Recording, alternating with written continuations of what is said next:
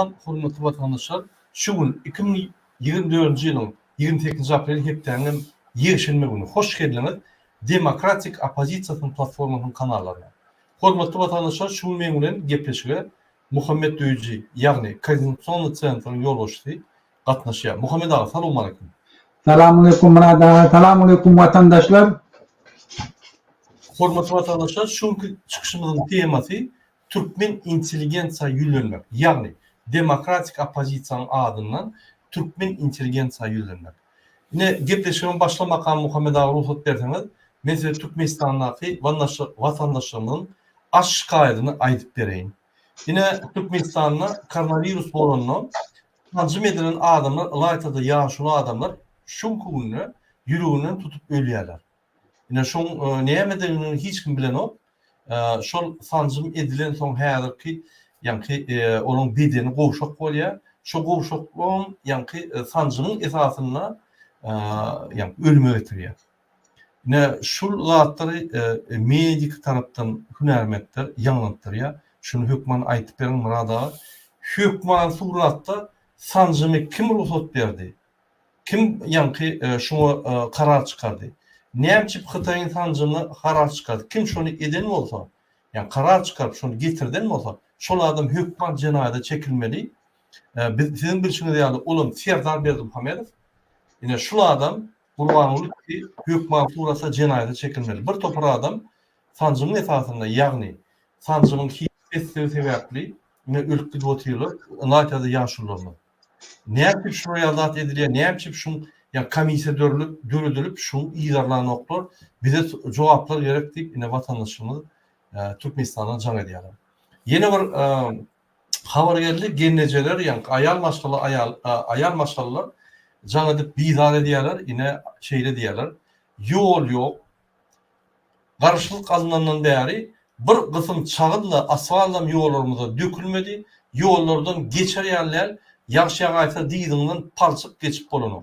Ýaýtada Kakyda ýaşaýan vatandaşlarymyz, Mar vilayatynyň Bayramaly, Vekil Bazar etrawynyň ýolutyn etrawynyň ýaşaýjylary jan edip ine şu ýaly aşkaýatyny bildirýärler.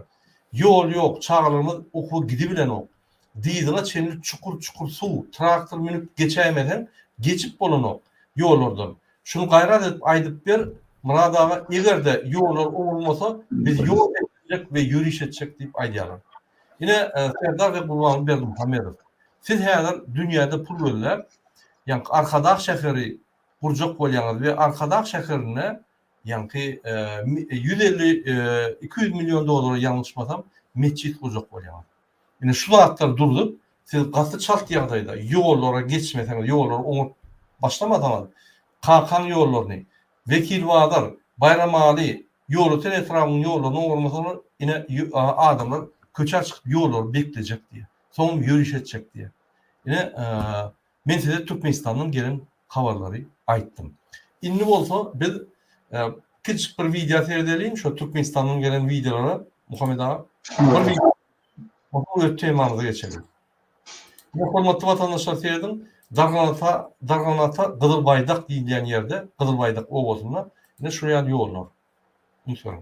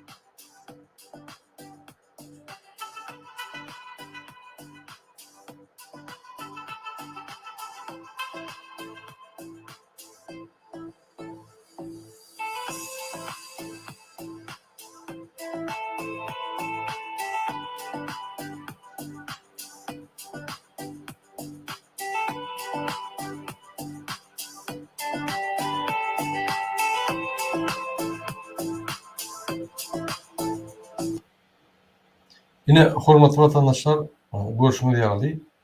Türkmenistanda Darganatada entegam ýollar gowy. Munça bolsa intek çağlar köçe çykan bilýär ýöne Vekil Bazar ýola tön Hata etraflarından yolları, hata şehirinin yolları atel bitirdi. Ne şunu adamlar ne adamı bilirler ve koça çıkacak. Ne mutluluğa şu yalı tehlikeli. Biz öz temamıza geçerli. Türkmen intelligensiyasına yüzülmeli. Yani şu temada biz Hazır Muhammed Ağa bilen Türkmen intelligensiyanın ýagdaýy boýunça, gece boýunça ve näil çıkalga var şu agyr ýagdaýyndan şu barada biz gurrun eder. Muhammed Ağa, birinji ben size söz berýän. Sağ ol Murad ağa. Murad ağa deredim. Bir ýurdy östürip bilýän, bir ýurdun agyryny galdyryp bilýän intelligensiýa hataplanýar.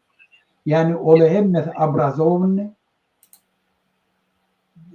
okan, bilim alan, okap bilýärler, yeni öwrenip bilýärler, ilmi işleri geçirip bilýärler. Ýurdun içinde kulturany östürip bilýärler, tungaty östürip bilýärler, ilmi östürip biljekler şolar. Bizim çağalamada ilim berip biljek, olar östürip biljek şolar. Şol üçin her bir döwlet eger ýurdy östürjek bolsa, ösüş ýolyna girjek bolsa, birinji oçurda ülk vermeli şu inteligensiya sferası. Benim yurdumuzda 32 yıl beri şu Türkmenistan özbaşlık bolondan beri hükümet inteligensiyanı yani bir inteligensiya diýende umuman bir nemede alda hükümetin içinde aylık bilen işleyen. Şey diýip şulara hükümet tarafta doğru derecede aylık tölenmediği için şolun hemmesi içinde işleyenler. Güzranlı görecek bolsalar bir kanun yollara baş koşması olur. Osmanlı olayan. Şu sebepten köp cinayetçiler halkın kellesine hemişe gün dışarı olayanlardı şu taraflardan yani kiçi ağır meşberde kanun bozulmalı adamları köp azar veriyor. Sadece çağan yerleştirecek olsam pul veriyen okuwa girecek olsam pul veriyen, şkolda sen çağalama okuwçylar azar berýärler, ta ece kakaty gelip pul verdim, ta söylenemedi. Şol üçin hükümetin etaati inteligensiýany aylyk bermäni olary bir kanunçylyga mecbur edip bir kanunçylygyny bilip dasýo hükmüni alıp olary gystar öz diýenini ettirip. Şol üçin bizim yurdumuzun içinde eğer inteligensiya diyen adamlar öz ıkbalını ütgetecek olsalar, öz durmuşunu ütgetecek olsalar, biz gurballık eydi fetirme şolar çağırıya, biz konkretni berýän planımız var, günneki doşar olayan problemanı değil, şu tada aydın, bizim aytacak olayan adımızdan bir şey. Eğer şu hükümet çalışsa, hakiki gelecek hükümet şunu yanak bulmalı. Birinciden bütün hükümet içindeki işleyen adamla aylığı şöyle dastatışını hiç daha da muhtaç bolmanı, kanun bolmanı, dastoyunu yaşar yani aylık tölenmeli. Biz şunu doğru şöyle üstüne edersip tölüyor. Şu sebepten eğer kimde medisine sferde işleyen olsa, eğer vraç bolsa, eline lisensi bolsa, onu en yukarı dünyada bar tecrübelerden hayırlanıp biz şolan aylıkları o derecede tölenip ondan özleri gidip yine de medikal centerleri, şahsi medikal kliniklerini açmağına öz lisenlerinin esasında biz doğru şoları töbüyoruz. Ta halkı kıtta pul almasınlar, öz hünerini görkedip, öz etmeli işlerini edip, halka kovu hizmet edip, halkın hem sevgisini münasip olur yani. Hem yurdun içinde beceriş sisteman düzeldir yani biz şunları öpçületmeyene borçluyuz. Bizim yazıcılığımız, en bedbaht halk bizim yurdumuzda bizim yazıcılığımız. Yazıcılara niyazaftan tuttaşına için adar varını verdiler. Yurdun içinde metbuat, adat metbuat yok. Neşriyat dine hükümetin eline, dine hükümetin prikazı boyunca adamın kitap çap oluyor. şahsi çapkanalı yok.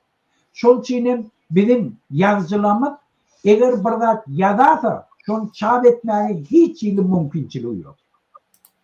Eğer bir yerden mümkünçülük çap edeceğim olsa hükümet dine hükümete yarayan dadı şonu çap ettirir.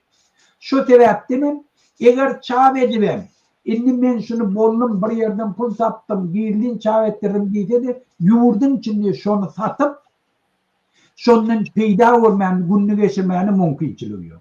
Şol için biz bütün dünyanın tecrübesinden hayırlanır. Yazıcılar bir yurdun kulturasını, edebiyatını, tümotunu östürüp bilen adamlar, ola talantlı adam, şöyle en ulu hormata eye olmalarını biz biliyek. Şol için biz Türkmenistan'ın metbuat azatlığı doğru üpçün etmek bilen hususi eyeçilikteki çapkanaları açtırmaya ruhsat vermek bilen sanzuranı büyüğünden ayırmaya ruhsat vermek bilen biz talantlı yazıcılara doğru şart görer ta yurdun içinde dasta içinde pul kazanıp öz eyeçiliğin ne kadar yani öz hünerini öz yazıcılık okuyduğunu öttürüp bütün ömür öz halkaden hünerleri şolara girdeci getirir yanak bir şolara şöptürür. Ola indirmeyle hükümete gelen adamlara kitap yazıp öz talantlarını skrite saklar, öz içindeki etken azat fikirlerini, kahar bilen yüreklerini saklayıp görmeye biz onları mecbur etmek. Biz Türkmenistan'ın aydımçıları, Tumut içindeki işleyenler, biz onları bir adamın hizmetçisine övürmeyeni, onu ayratın, sıvabotma, hiç kime değişirler. Öz обществomuzda da hizmet eder yani. Öz halkımızda, yurdumuzda hizmet eder yani. Şert öğrenip, tiyatrda, kinoda, Tumut sferadaki işleyen adamlara doğru şert öğrenir, hemmesine öz tumutlarını östürüp, dastatakta yaşar yani. Üpçünçülükte yaşar yani. Halkın tilağına kazanır yani. O hemişe öz yurdunun önündeki edeni işine kuvonuk gider yani. Hürmetli yaşar yani. Gider. Şol için biz bütün yazıcılardan, şahirlerden, hudojniklerden, tumut işgärlerinden, hükümetin içindeki işleyenlerden, ministerlikteki işleyenlerden inni stop diyeyim. İndirmeyle bir kanun yol bilen pul kazanacak olmam. Sizin meseleniz belli.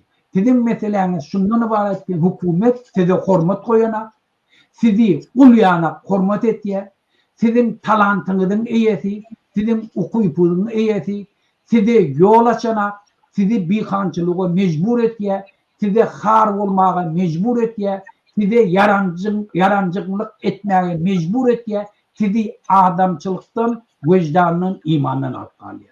Şu sebepten Türkmenistan'daki siyasi ilk köşkle sizin durmuşunuzu düp götür, dastoyunu işlep yaşar yanar.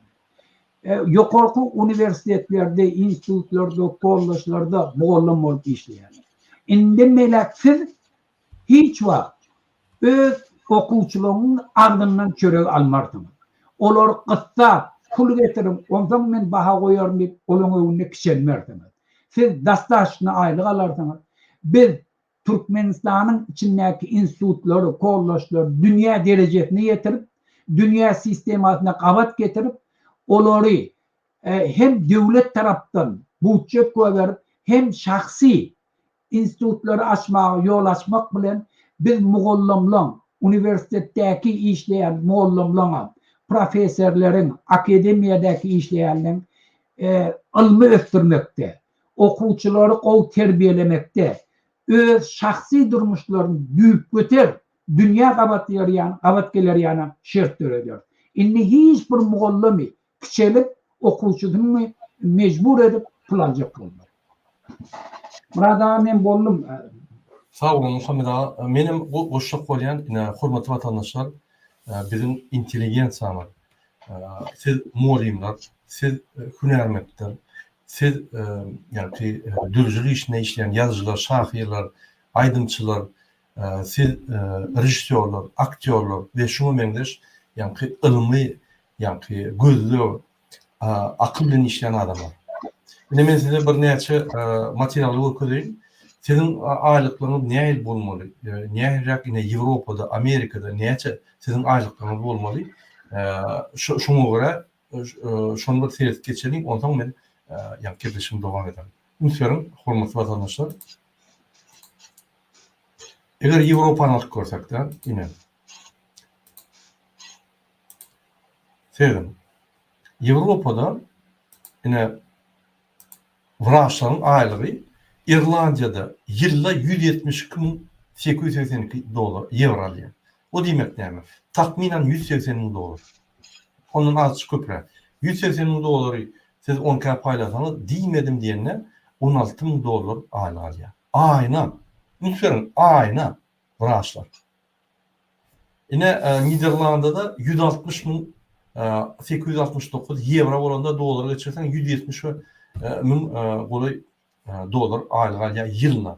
Onam 10k paýlasan $15.000 alýar aýna. Aýna. Siz ýylda alyp bilemler, ol aýna alýar. Ine şu ýaly aýlyklar Belgiýada, Islandiýada 155.000, Germaniýada 146.000, Welika Britaniýada 136.000, Fransada, Portugaliýada, Italiýada ýa-ni 100.000 goly euro aýlyk alýar. Ýöne 100.000 goly euro aýlyk alanda onuň sosial garantiýalary köp, kompensasiýa bolýar. Tahminen $178.000-180.000 bolýar aýna. Onam kesik desem 25 dolardan $38-40-50 çelli ýa-ni sagatyna tölenýär. Ünsörün 4 sagatda işler sizin bir aylygyňyz alýar. Yarım gün işler, yine Ýewropada wraçlar, yarım gün işler sizin ýa-ni bir aýlyk aýlygyňyz alýar. 4 sagatda. Sizin aýlyklaryňyz şonuň ýardy bolmaly. Ine hakyky aýlyklar. Siz sagatyna diýmedim diýende $7-8 aýlyk almaly. Minimum. $15 çel aýlyk almaly. 7-den $15 çelli medisinski personalyň ýa-ni derejesine görä. $15 aýlyk alsaňyz sagatyna sen aýyna tahminen $2.000 dolar aýlyk alýar. Yani şol aýlyk alanda sen ziyat kalmarsyň, ýa-ni medisinski dermanlar satmarsyň, sen adamlary ýa-ni etmeler operasiýa etdirmersiň, sana aýlyk ýeterlik bolýar. Türkmenistanyň ýa-ni möçberinden diýmedim diýende $2.500 aýlyk alsaň işläp bolýar. Sen kösenmän, ajraman, ýa-ni ykdysady ýagdaýyň, durmuş ýagdaýyň, sosial ýagdaýyň normal bolup işler ýaly şol mümkinçilikler berýär. Ine biz demokratik vatan Türkmenistan Halk Hareketi, Koordinasyon Centri, demokratik opozisiýasy biz size şonu hödürlýär. Biz size bu aýlyklary hödürlýär. Ýa-ni intelligensiýa beýleki adamlardan gaty köp işleýär. Akyl paýpat bilen öz aklyny köp kullanýar. Olaryň edýän işleri uly ýokary derejede. Sen wraç bol, hünärmend bol, muallim bol, oň tapagy ýok. Şoň üçin aýlyklarym şoňa görä bolmaly. O diýmek işiň aýlygy sizinkinden pes bolmaly. Ýok, oň öz derejesi bar. Ýa-ni öz edýän işine görä. Her kim öz edýän işine görä bolmaly. Gelin seyredelim, ine muallimler näçe alýar daşurykda. Ine Lüksemburgda 69.000 aýlyk alýarlar, ýa-ni ýylna. Şwitsariýada 66.000, Daniýada 54.000, deňeşdirsek ne Tursada 8.330 euro aýlyk alýarlar. Diýmek $700-650 ýa-ni 35-45 saat işläp şonu alýarlar. Ondan köp işleden, ondan köp alýar.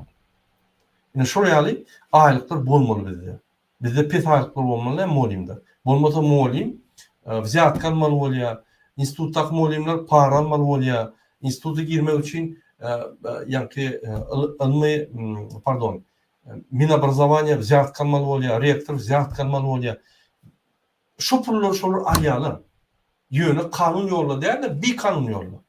Ine şu bir kanun, gara buhalteriýany, gara ykdysadyny biz ýatyrmaly. Biz gowy tölemeli, halkımıza el yeterlik yani mümkünçilikler bolmaly. Sen ine ýalnız Muhammed Ağa dogry aýtdy. Sen wraç lisenziýaň bar. Sen ine hökümet больницасында işle. Goşmaça sen частный klinikada işläp bilýän. Öňde has ýokuralyklar ýaly. Ya da sen частный klinikada işle. Öz klinikaň aç. Şo ýerde tariflaryň ýa-ni keskitleriniň tariflary bolar. Şo boýunça işle. O tarifler tetse gol gazanyp bolýar. Ine şu mümkinçilikler bolmaly. Ol Serdar Berdimuhammedow oňa ruhsat bermeli, ýa Gurbanow oňa ruhsat bermeli, o zatlar ýitip gitmeli. Ine şoň üçin intelligensiýa, hünärmendler, tehnika intelligensiýa, ilmi intelligensiýa, dürüjülük ugruna işleyen yazıcılar, şahirler, muzikantlar, aktörler, rejissörler sizin aýlyklarynız ýokary bolmaly.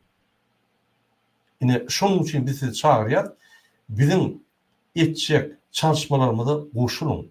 Öz ýa-ni ädimde goşulmagyny goşun. Sebäbi şu çalışmalar diňe Muhammed Ağa bilen Murat Gurbanova gerekkä ýa-da aktivistler gerekkä. Şu çalışmalar bizim halkymyza gerek. Biz 80-nji ýyllarda ýaşamaly, bol etmeli. Ine hormatly watandaşlar, men çykyşymy dowam edin. Ýa-ni Muhammed Ağa aýdyşýardy. Demokratik opozisiýa size korrupsiýany aýryp, korrupsiýada gazanylýan pullary gaýtyp legalny alar ýaly edip, legalny arkyn ýatyp durup, hormatly adam bolup, hemmeler size hormat goýup, sen hakyky hünärmend, ýa-ni profpodgotowkaň, professionalny podgotowkaň ýa-ni taýýarlanýyşyň üstünde hökümet işlemeli. Mesela sen 5 ýyl, 3 ýyl, 4 ýyl işledinmi?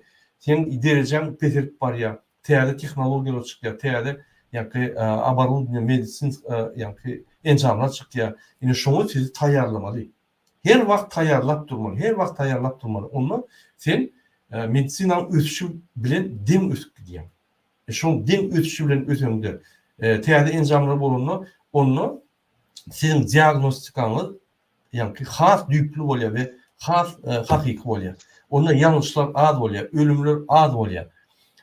Muallimler özünün profesional ýa-ni taýýarlyklaryny östürmeli. Başga döwletlere gitmeli, görmeli, tejribe almaly. Ine şu zatlar etmeli. Bizde bolsa hökümet özüne hemme şertler döredip muallimleri, hünärmendleri, ýa-ni ýazyjylary, beýlekleri diňe özüne ýallakraklary, ýa-ni şertlerde galanlar şert berenok. Bizim öz dörejenimizde ýa-ni yazıcı bolsun, şahir bolsun, diňe Gurbanowy, Türkmenistan Gurbanowa bagly, Serdar arkadamyza bagly, şular Türkmenistan bir topar, bir bolmajak, bir masara, aýdyp bolmajak zatlary ekrana çykyp aýtmaly bolýar. Näme gerek o ýalan durmuş. Aýralym ony, hakykatda ýaşalym, gowuzada gowu diýelim, doguzada dogry diýelim, ýalanda ýalan diýelim, bolmajakda bolmajak diýelim. Şet bir ýaşalym, beýlek döwletler ýaly. Bu ýeriniň şu näme gerek şu biderek öwmek, biderek ýa-ni arkada ýasamak bir adamdan. Özüni oturmayan adamy ola birini öldürüp basyp ýurda elýän bilen onu gahrman edip ýa-ni bütün dünýä öwgärse maskara bolýar. Näme gerek şu zat? Gelin çalışmaları edelim. Gurbanyň birinji gününe hemmemiz ortağa çykalyň we prezidentden Gurbanyň milli liderden talap edelim. Näçip iş yerleri ýok. Näçip bizim aýlyklarymyz beýlik döwletlerden pes. Näçip korrupsiýa bar. Näçip Türkmenistanda konversasiýa ýok. Näçip iki kurs bar. Näçip gara bazar ýöredýän. Bir bazar bolmaly. Näçip daşda çykyp bolanok. Näçip viza almaly. Näçip internet ýok. Näçip bizim gözlerimiz ýa-ni garynkyda saklaýan. Näçip halk ötüren ýok. Näçip investisiýa alyp diň arkadaş şäherinize goýýan. Näçip investisiýa alyp bizim benzokolonkamyzy ýa-ni ulanyp benzokolonka etdiňiz Türkmenistanyň. Diňe tebi waýlyklarny satýan. Näçip halk ötüren ýok. Näçip zavod, fabrika kurup täze tehnologiýalar edip halkymyzyň tehnik intelligensiýasyny düreden ýok. Bir topar soralar şurum 33 ýylda bermeli, jogap bermeli wagty geldi. Gelin şo jogaby soraly. Gelin Gurbanyň birinji gününe üýüşüp meçhitler bar. Şu Gurbanowy we Serdar Berdimuhammedow şu jogaplary ýa-ni sorawymyza jogap soraly. Şolar ömrüne bir gedek halkın öňüne jogap bermeli. Hakykatdan hem olsa her yıl gotordy mi? Olar halka ýüzlenip halkyň soragyna jogap bermeli. Näme etdiler? Türkmenistan 32 ýylda günne ösüp otur. Ýylda 10-15%, käme wagt 5% ösýär. Näme ösýär? Aýlyklar ösen ok. Öňkü ýyl 33 ýylda $100-150. Näme ösýär? Hiç tadım ösen ok. Bizim gülýär ýazyjylarymyz bar. Olar gizlep saklanýarlar. Bir topar yallaklar, bir topar özüne olmayan parahorlar var, onun şunkunlu kahraman oldu. Sebebi, en esası kezzap, en esası yalancı Gurbanly Berdimuhamedov milli lider. Kahraman. Onun oğlu hiç dünyada etmedik. Hiç Türkmen halkına hiç etmedik. 2 yılda näme kahraman oldu? Düşünün onu. Näme Gurbanly Berdimuhamedov 18 yılda kahraman bolýar. 2 edek. Näme etdi? Näçe bizim ata-babalarymyz öllü, wepat boldy, beýik watançylyk uruşundan öz janyny berip kahramançylyk görkezdi. Onun atlary çykan oga. Günne telewizor açsam kahraman kada, kahraman Serdar näme kahramançylyk etdi? Ben şu yalan atlary aýryp bir hakyky ýaşany. Şunu diýjek bolýan. Şoň üçin ilmi bilen bagly işleyen yazıcılar, muallimler, wraçlar, teknik intelligensiya, hünärmendler, şahirler, rejissörler, aktörler sevilýär. Gorlan. Etmeli işiniz. Her adam bilen gürleşýänizde şu ýagdaýlar gürleşip, şonuň aňlaşmaly. Ýallaklygy aýyrmaly. Kezzaplygy aýyrmaly. Biz täze Türkmenistan bolmaly. Biz entek şu neçeli Türkmenistan bilýärmi? 1990-njy ýylda Niyazow diýen bir kezzap Türkmen maşkryçkary özüne Türkmenistan gurdy. Oň özüniň Türkmenistanyny Gurbanly basyp alyp öldürip, özüniň Türkmenistanyna geçirdi. Türkmeniň Türkmenistany ýok. Hakykatdan hem nämemiz bar? Hiç adymyz ýok. Häzir ýerlerimizden alyp dur. Indi sen Marly bolsaň Aşgabatda ýyp bolmaň. Daşoğlu bolsaň Aşgabatda ýyp bolmaň. Eýem territoriýamyzdan baglap gidip oturýar.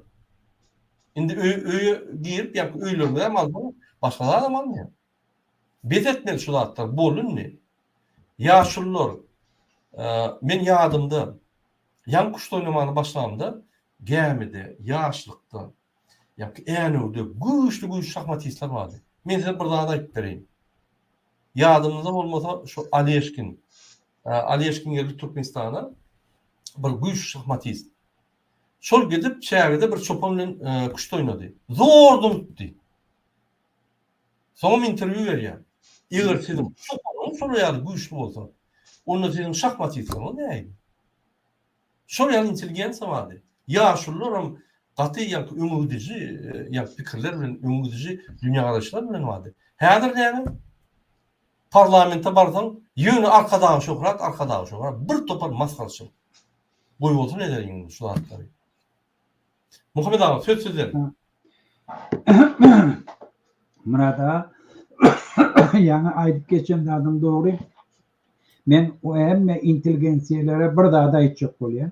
Biz ýöne boş söz beremde, biz aýtýanda atlamady, bir gysy wagtyň içinde doly abasnavadym edip biler, nerden bulçy daljagymyzam aýdyp biler, konkretni her sferada näme etjegimizam aýdyp biler, onam ýuwaş-ýuwaşdan aýdar soňra ýöne men bir daha aýtjak bolýar. Biz hiç bir daha hawadan albaýdymda. Biz dünýäde bolan zatlary, gözümüz bilen gören zatlamady. Şu taýda ýaşap ýok. Şu adamlar şu ýurtda şol ýany edilmelilerini edipdirler. Şolun geçen tejribeleri var.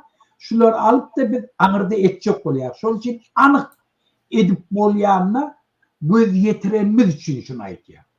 Oňa sen ýurdun yer atdy, Siriyoloram gerekli.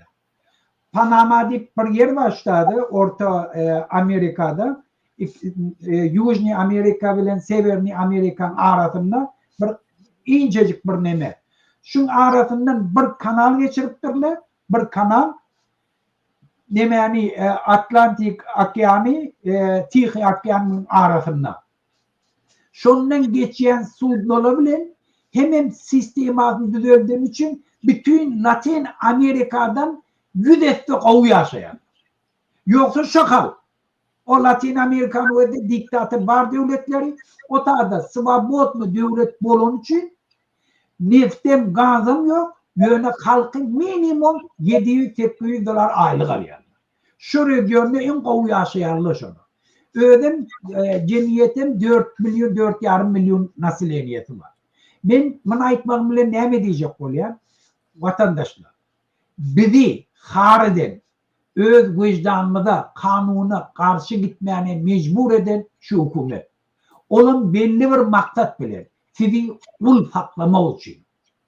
Sizi cinayet ettirip öz diyenini size ettirme için.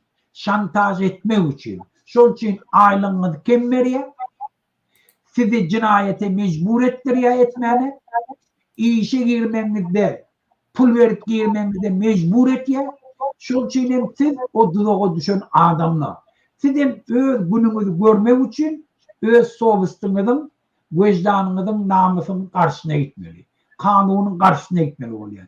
Gelin inniden melek şoları büyük götür ütködeyelim.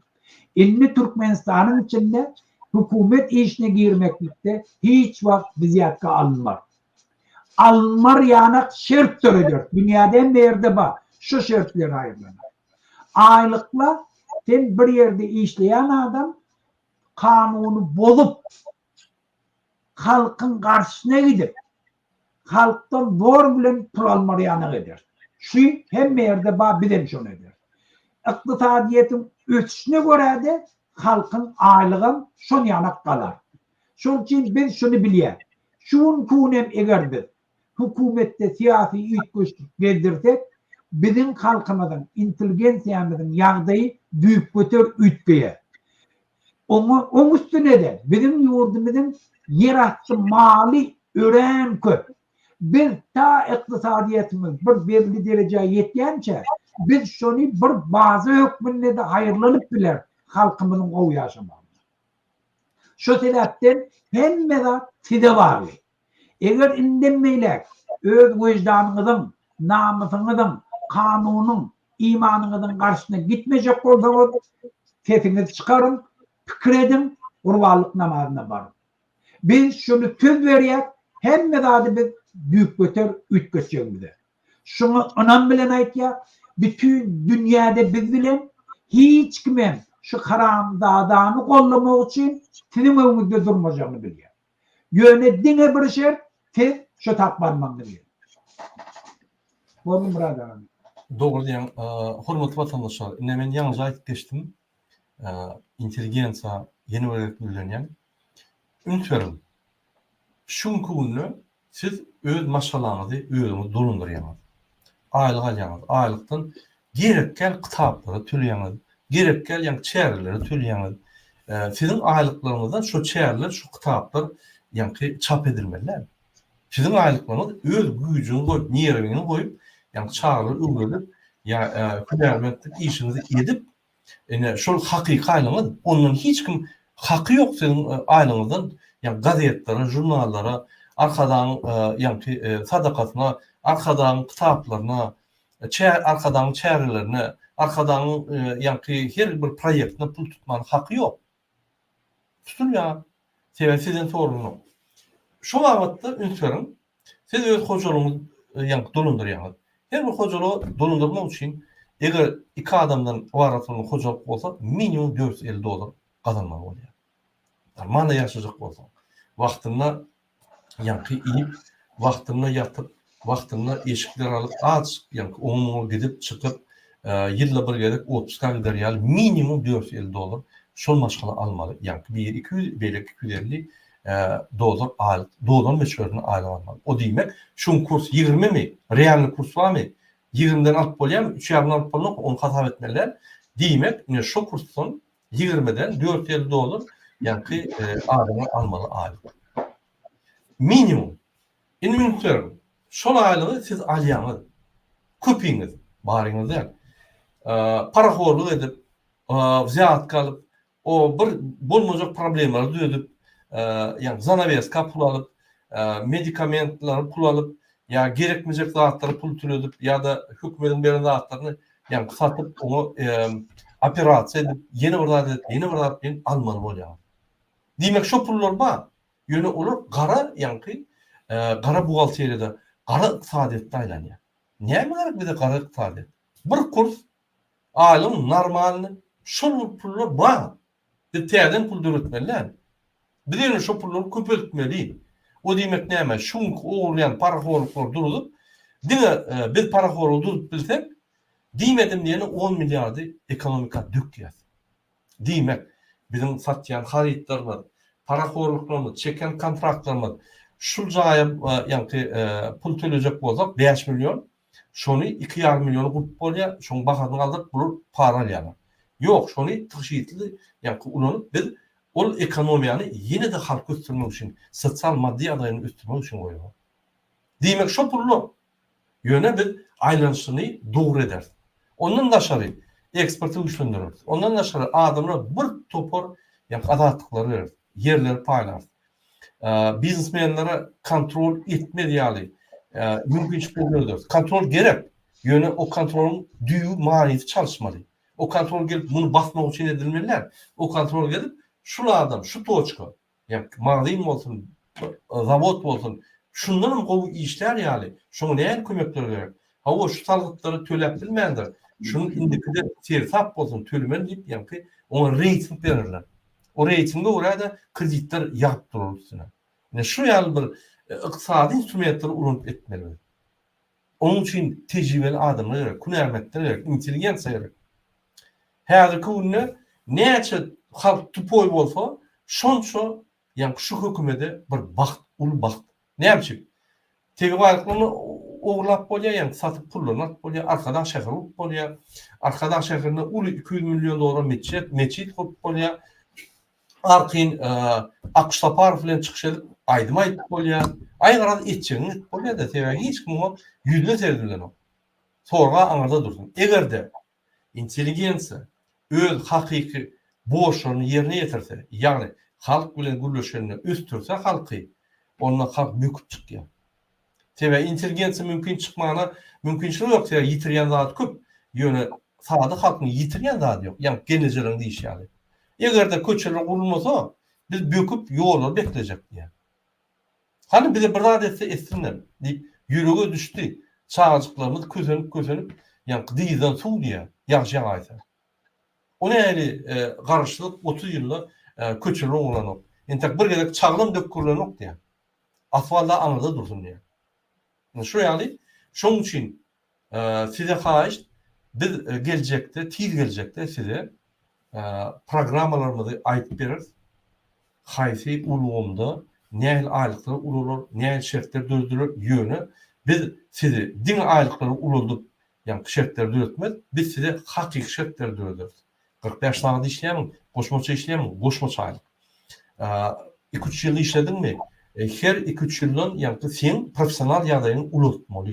Demek seni başka devletlere hak etmeli ya da o yerden yüyütü ulu güçlü vraçlar getirip size yani sapakları verip sizi üstürmeli. Sebebi neyse okuyumu, neyse yani hünermetliğiniz üstse şonça adamları halat etbilirsiniz. Şonça adamları yetiştirbilirsiniz. Einstein'ları yetiştirdiler. Şonça Türkmenistan'ın derecesi galya, teýdanana tehnologiýalary etip bolýar, bir topar zatlar etip bolýar, halkyň düşünjesi ötýär. Iň ul baýlyk dünýäde. Her döwletiň iň ul baýlygy halkyň ýa-ni ilim derecesi, akyl derecesi. Şu baýlyk. Şonku günde Türkmenistanyň iň esas baýlygy näme? Tiýgi baýlyk. Halk hiç adam hasap edilen o. Oraya devletler, oraya devlet benzakolonka ve bir adam için kurulan devlet. Biz bundan gitmeli. Bunun ne? Vakti geldi. Gurbanlığın Serdar Berdimuhamedov Gurbanlığın birinci gününe cevap vermeli. Şu koyulan doğru olur. Cevap veren yok mu? Köşkü gidip tutuk edip çalışmalı. Eğer hasap etmeyen gelmese ya televizyona çıkıp cevaplar vermese bir köşkü var şunu arrest etmeli, çalışmalı. Boldu.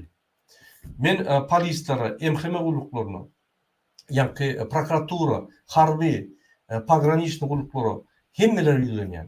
Sizem halk, sizem bir asmanyň açan ýa-ni şünerli adamlar däl, formaly adamlar däl. Sizin formaňyz, ýa-ni sizem dogulup ine ýa-ni ineden dogulup sizem özüp ýa-ni polis bolmaňyz, MHM bolmaňyz, sizem özüňizi ýa-ni ofitserski nimäni dikindiňiz. Sizem asmanyň açan adamlar däl. Şonuň üçin halka azar bermäň. Ömrüňizde birgede Türkmenistanyň taryhynda birgede halka öz istek boýunça saýlawyna ýol bermäň. Ýol berin, pardon. Şu ýaly bir kança ýol bermäň, halky basmaň. Gurbanyň aýdar, gyýgyrar, ejeňiz bajaňyz da çelli ýeter. 24 saat garaşyň, biz özümiz onu tutup alyp, kimiň ejet bajasyny biz onu görkezerdik. Şonuň üçin haýsy urda bolsa da, haýsy urumda bolsa da, eger awraýly işläp, bu aýlyk alyp, hormatlanyp halkyň tarapyndan, öz başlygyň tarapyndan hormatlanyp, hakyky beýleki döwletler ýaly arkyň ýaşajak bolsaň, sen hökman goşulaýman. Goşulyp bilmesen, her adam, bir adam taýýarlamaly. Düşünje çalışmaly. Şu zatlar biz hökman edämeli. Muhammed ağa, burada mene bir şu hükümetin içindeki işleyenlere burada yatlatacak bolýanna.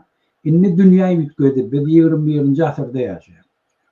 Inni islemi adamdan ara gatnaşygy beýleki döwletler bilen giň.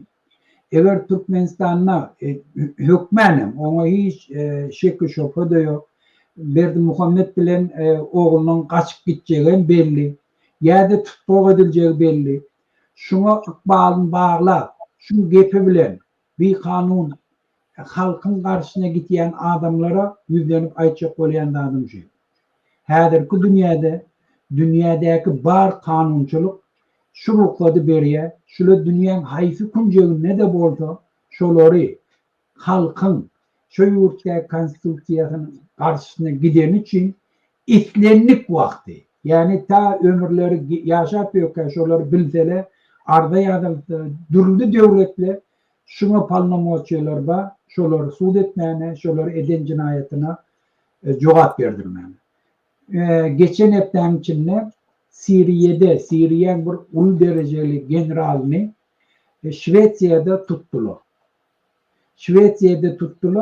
Siriýede halkyň garşyna giden üçin. Beşar Esed'in buyruglaryny yerine getiren üçin.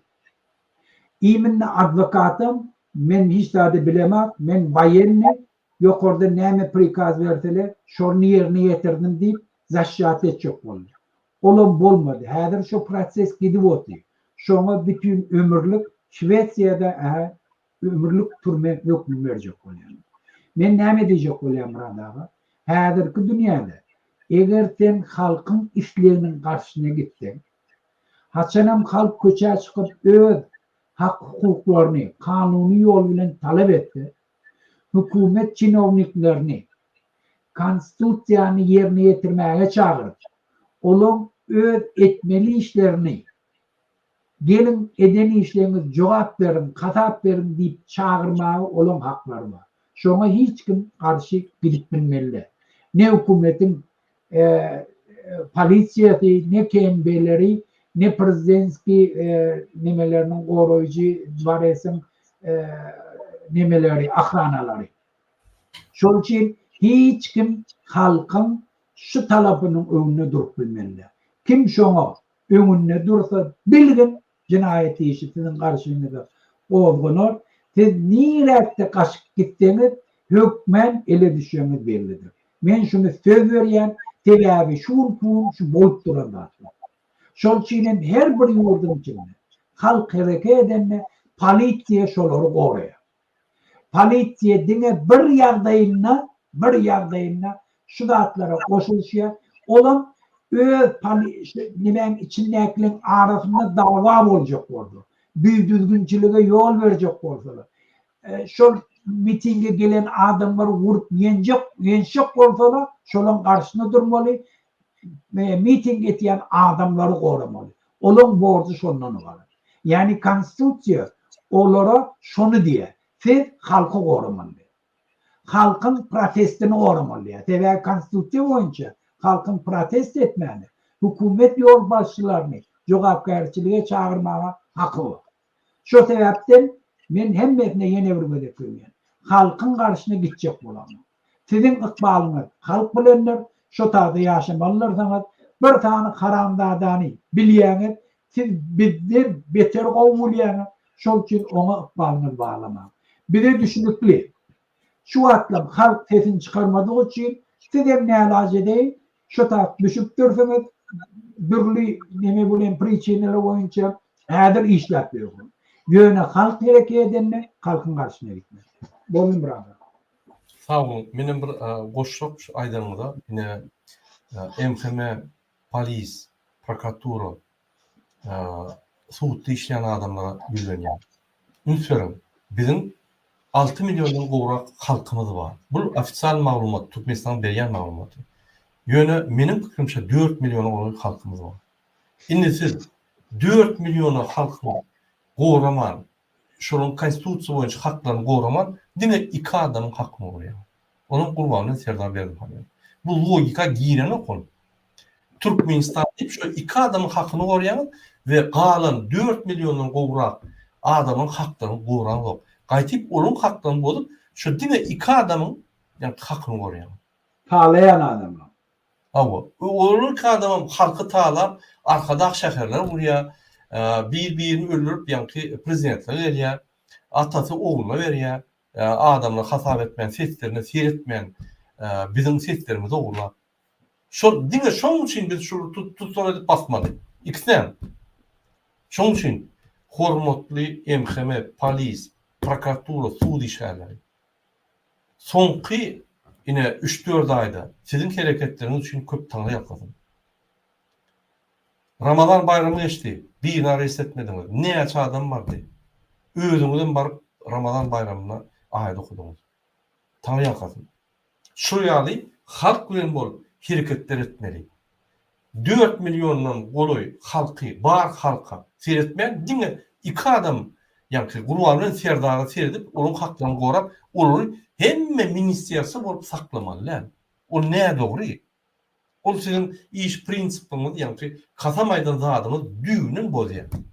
Pikir etmeň şo 2 adam Türkmenistan, galan Türkmenistan näl? Şonu gowrasak Türkmenistan gowraýar diýip pikir etmeň şol. Gaýtyp näde şol 2 adam Türkmenistan näl? Bütün halk Türkmenistan. Ýalyny çykarma. Şu zatlar bize barmakda düşünürýär. Bir başka düşünmem bolany şu zatlar. Siz menden gowulýaňyz şu zatlary. Şoň üçin wagty geldi. Häzir halk galar. Ömrüne birinji edek. Siz halkyň oduny aldyňyz. Halkyň geri oýlaryny ýok etdiňiz, türmäge bassaňyz. Inni halk galyp başlandy. Geri oýlar dörep başlandy. Inni ýene öňe şonu etmem. Haýyş.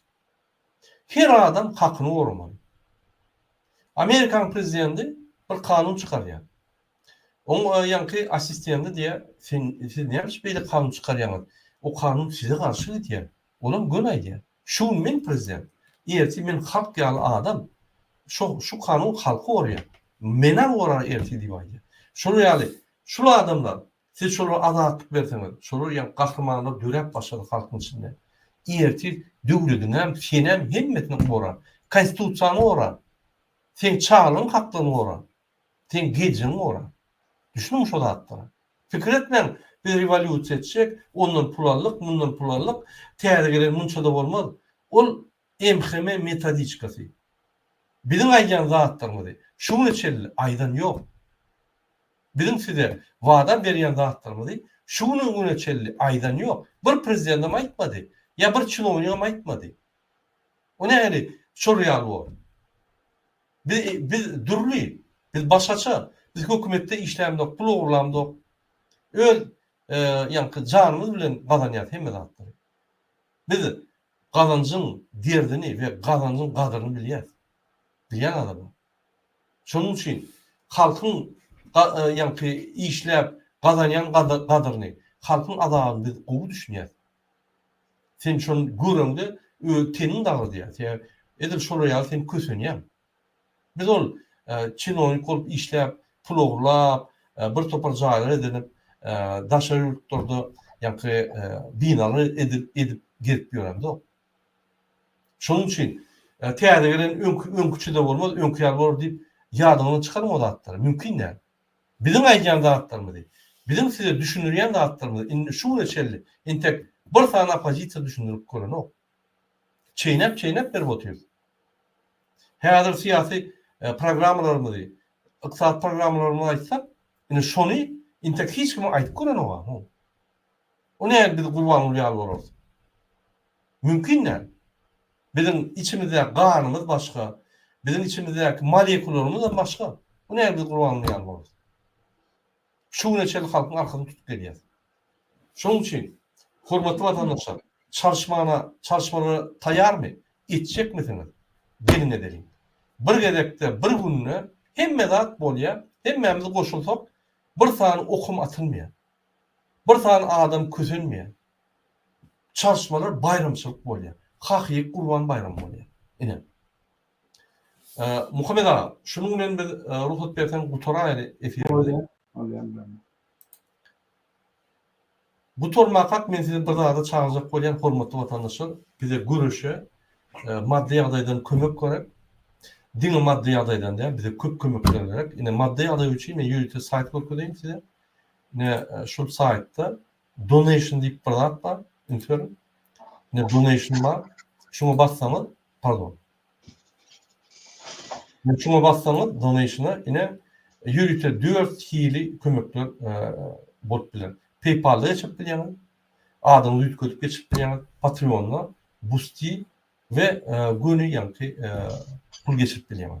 Bize kömekler bererek sebäbi häzir çykdyrjymyz bolar. Biz 2 aýda bir kişiler halkymyza ýa-ni şu mümkin çalışma mümkinçilikleri döretmeli. Şonuň üçin kim näme boşan kömek etbilse biz bize köp kömekler bererek, diňe maddi ýagdaý däl, başga kömeklerim bar. Ýadyňyzdan çykarmaň. Yine şu sayta girýäňiz, şu ýerde donation diýen näme basýaňyz we şu ýerde gelip çykýar. Mundaşyndan ýene bir zat masalasy berýän, ine hormatly watandaşlar, şu sayta girýäňiz, şu ýerde Politiş platforma debate edýäňiz, ine şu ýerde bizim size hödürleýän programmalarymyz bar. Näme biz size wada berýär? Ünsüň ors diline kim ors dilini okuyacak diýense, ine şu ýerde türkmen diline de var. Ine türkmen diline. Okap bilersiňiz özüňiz we soruňyz bolsa berip bilersiňiz. Hormatly watandaşlar, şunuň bilen biz ruhsat berdiňiz efirimizi geçirip gutarýar. Muhammed ağa, Men ýene bir de aýdaýy nädir şu ýanky kömek barady. Hormatly watandaşlar. Biz şu an ýörüýte toporlar döretdik. Kimde kimem? Eger şu toporlaň agdasy bolup, şu taýda diňe biz hereket etmek üçin, ýani praktiski hereket etmek üçin. Şu toporlar, iş toporlar, ýani şu topora girsen, her kim edibilýän iş var. Şu etmeli işleri biz şolara zadaniye berer, şolary ýerine ýetirmer. Şol üçin şu toporlara girmek üçin muradaga ýüzlenip bilerdim. İkinci de hükmen bize maddi kömek gerek. Biz ýörüýte Gurbanlyk bayramı üçin, gurbanlyk üçin ýörüýte taýinliklary berýär. Bize hükmen maddi kömek gerek. Näçe maddi kömek köp bolsa, şonça biz işimizin hilini hem çalklaştırar, hilini hem abyomunu ulaştırar. Şu sebepten köp zatlam size bağlı. Şol üçin biz sizin hem maddi kömeğinde hem iş kömeğinde garaşýar. Sizin adyňyz hiç ýerde çykmaz, hiç ýerde aýdylmaz.